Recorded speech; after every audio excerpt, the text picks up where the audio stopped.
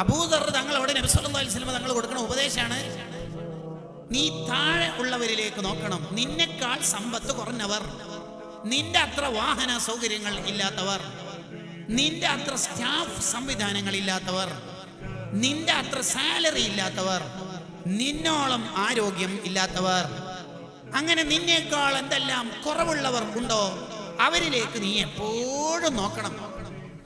അങ്ങനെ നോക്കിയാൽ എന്താ മെച്ചം? അങ്ങനെ നോക്കിയാൽ നിനക്ക് അല്ലാഹു തന്ന അനുഗ്രഹങ്ങൾ നീ വളരെ നന്ദിയോടുകൂടി ഓർമ്മിക്കും. എന്തൊരു വലിയ തിയറിയാ നോക്കിയ, എന്തൊരു അടിസ്ഥാന തിയറിയാ നോക്കി നിങ്ങൾ. നബി സല്ലല്ലാഹു അലൈഹി വസല്ലം തങ്ങൾ പറയുന്ന ഒരു ആശയം നിങ്ങളൊന്ന് ആലോചിച്ചു നോക്കൂ.